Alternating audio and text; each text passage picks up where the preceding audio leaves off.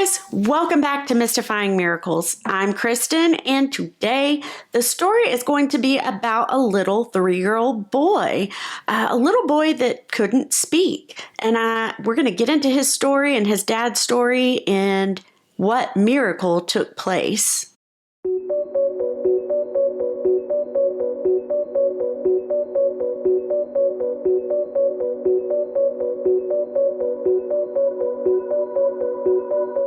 Ask a few questions. You can ponder them if you will.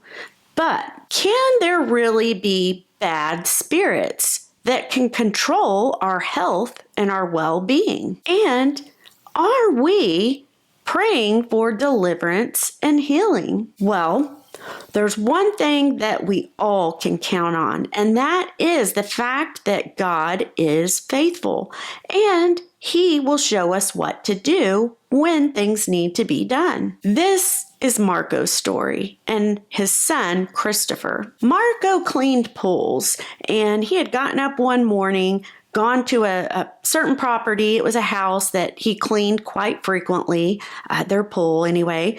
And, he cleaned it usually twice a week. So he knew the owner, fairly well. And Marko himself, he was a kind man. He loved people, but more importantly, he loved God, and that was conveyed through his life, how he lived, how he treated people. Well, this particular morning, he had his 3-year-old son, Christopher, with him, and he's walking through the side gate of this one property, and he's going in to clean the pool. He's got 3-year-old Christopher piggyback style and his pool supplies in the other hand. He's walking in and he begins to clean the pool. So he has the boy still on his back and he's bending over the pool, cleaning, doing his thing.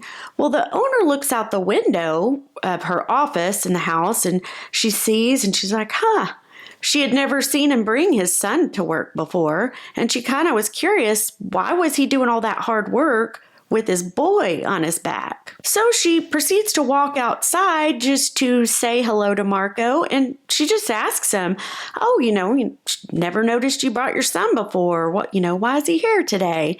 And Marko replied that, he had to come with me today because he can't be in school as of yet because he can't talk. He's never said any words yet. And, the owner, she's like, oh, wow, really? Not even one? And Marko's like, yeah, he's never even said one word. Due to that, he wasn't able to be enrolled in school. Well, she kind of felt bad for asking. So she says, oh, I'm so sorry to hear that. And she retreats back inside to her office and, she's just going to sit down and do some more work. Just as she's sitting down in the computer chair, she gets a feeling and she hears a voice. She knew exactly who the voice was, where it was coming from. She said it was God speaking to her from heaven. And he told her, plain and simple, he said, go and cast out the foul spirit that is in Christopher. She's sitting there like, okay. So she begins to sit at her desk and say a quick little prayer that, okay, Lord, help me to do this. Please bring healing to this little boy. And she proceeds to walk back out the back. As she's walking, she's still praying in her head. And she's asking God, Lord, please give me courage to do this. I don't want to do it. Because she just didn't know how Marko would receive it. When something like that occurs, you kind of get this fear and you're like, I don't want to hurt his feelings or offend him or. So she was having those feelings. So she was praying that those feelings would go away. God just give her the courage to do what he needs her to do in that moment. She comes up to Marko and she asks him, Marko, do you mind if I lay hands on Christopher and I pray for him? And Marko wasted no time. He immediately said, Yes, please do.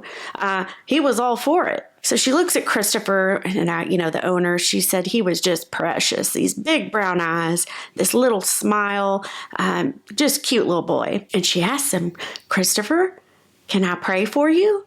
And of course, he can't talk, so he gives her a little smile, and she takes that as, all right, here we go. She puts her hand on his back, little Christopher's, and she starts to pray. She prayed out loud, I rebuke this foul spirit, Christopher, and I cast it out and away from you in Jesus' name. As soon as she said that, Marko, the father, he got startled. He's like, oh gosh.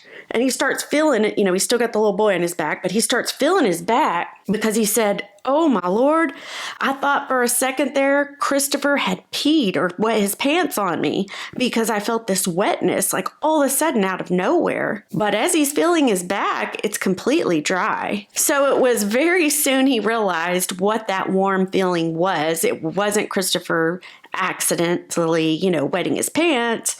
It was actually the Lord touching Christopher. And because he was on his dad's back, his dad could feel that warmness. Oh, that gives me chills thinking about that. So Marko thanks the lady, the owner. He says, thank you. I appreciate that. He was done for the day. So he picks up, gathers his pool equipment. Christopher's still on his back, and they start to proceed to walk out the side gate that they came in. And the lady waves and says, goodbye, Christopher. Well, he turns and he gives her a little smile and he says, bye-bye. No joke. Never spoke a word in his life. And he tells the woman bye-bye. So, the story didn't go into their reaction, but I'm sure they were all blown away, especially his dad, Marko, was probably like, he's probably saying, say that again, what? But wow, I mean, just that is amazing. Now, after that, per the owner's request, she wanted Marko to give her, weekly updates or just little updates whenever there were accomplishments with Christopher. And he gladly did that. And, he ended up being able to attend school. He talked more and more. He made friends. It just was such a beautiful thing. And because of this miracle that Marko witnessed with his son in the flesh, right there with him, that inspired Marko. And he told the owner that because of this, I now want to become a pastor. And he said that would have never happened had he not seen and experienced this miracle with his son. So that was just so powerful that it made him want to change his whole life. And he said that all he wanted to do was serve God, to thank him for this incredible miracle that he did for his son. I know it kind of on these kind of stories, I always kind of usually try to add in, imagine what would have happened had that lady not done it. I think of my own life and I think if that was me in her position, would I have done it? Would I have shied away and been like, oh, I don't want to. What are they going to think of me if I do or say something like that?